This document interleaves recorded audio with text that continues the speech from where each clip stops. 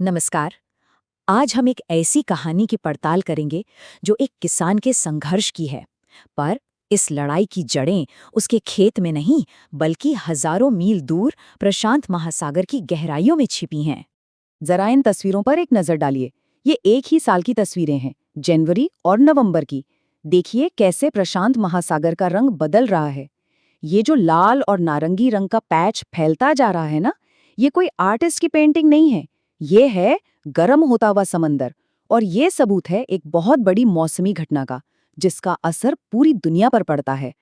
तो सवाल ये है कि आखिर ये है क्या? चलिए इसे थोड़ा और समझते हैं। इस घटना को हम अल नीनो के नाम से जानते हैं।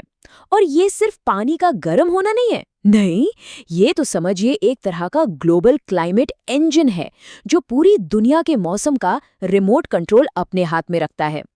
अगर बिल्कुल सीधे साधे शब्दों में कहें तो अल नीनो का मतलब है प्रशांत महासागर के एक बहुत बड़े हिस्से का जरूरत से ज्यादा गर्म हो जाना।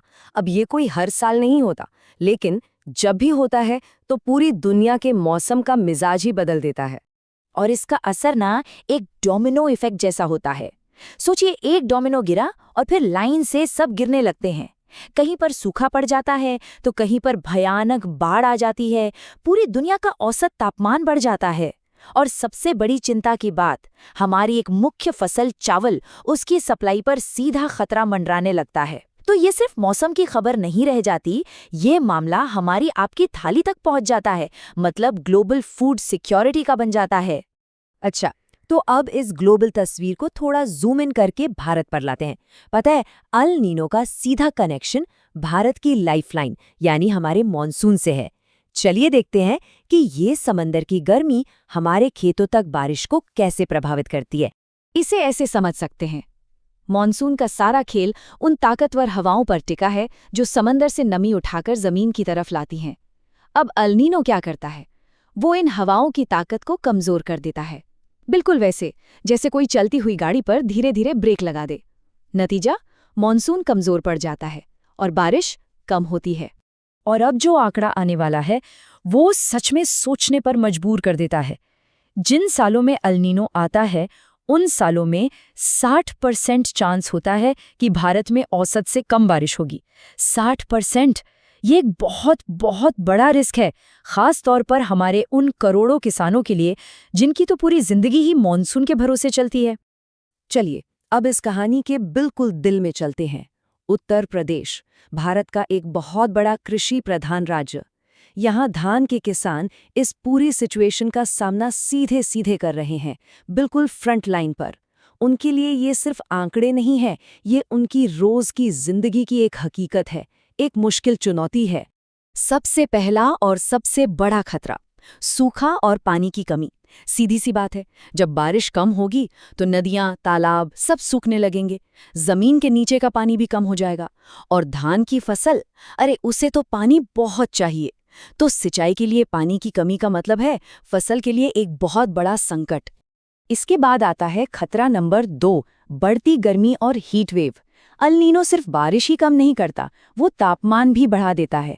और जब भयानक गर्मी पड़ती है, लू चलती है, तो धान के पौधे ठीक से बढ़ नहीं पाते, उनकी ग्रोथ रुक सकती है और पैदावार में भारी गिरावट आ सकती है। और फिर है तीसरा खतरा, कीड़े मकोड़े और बीमारियां। होता क्या है कि जब मौसम का पैटर्न बदलता है, कभी नमी ज़्यादा हो जाती है, कभी कम, तो ये मिलीबग जैसे कीड़ों और कई तरह की बीमारियों के फैलने के लिए एक परफेक्ट माहौल बना देता है। मतलब फसल पर एक और मुसीबत आ जाती है। तो अब सवाल ये उठता है कि इतनी सारी मुश्किलों के बीच किसान करें तो क्या करें? क्या वो हाथ पर हाथ धरे बैठे रहें और बस मौसम को कोसते रहें? बिल्कुल नहीं। अब हम बात करेंगे उन तरीकों की, उन रणनीतियों की जिनसे किसान इस चुनौती का सामना कर सकते हैं। देखिए, सबसे पहली चीज आती है बुआई का तरीका। ये बहुत जरूरी हो जाता है। यहाँ 2 मुख्य तरीके हैं, एक है सीधी बुआई और दूसरा है रोपाई।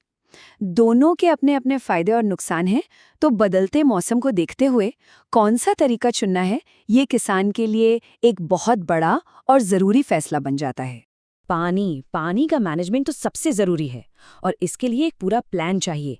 जैसे सिंचाई के नए तरीके अपनाना, ड्रिप और स्प्रिंकलर सिस्टम यूज़ करना, बारिश के पानी को इकट्ठा करना यानी रेन वाटर हार्वेस्टिंग, और हाँ, ग्राउंड वाटर को भी समझदारी से इस्तेमाल करना, मतलब पानी की एक एक बूंद की कीमत समझनी होगी। अच्छा, अब बात करते हैं फसल को बचाने की। इसके लिए भी किसानों के पास एक पूरी टूल किट है। सबसे पहले तो ऐसे बीज इस्तेमाल करना जो बीमारियों से लड़ सके और पैदावार भी अच्छी दें।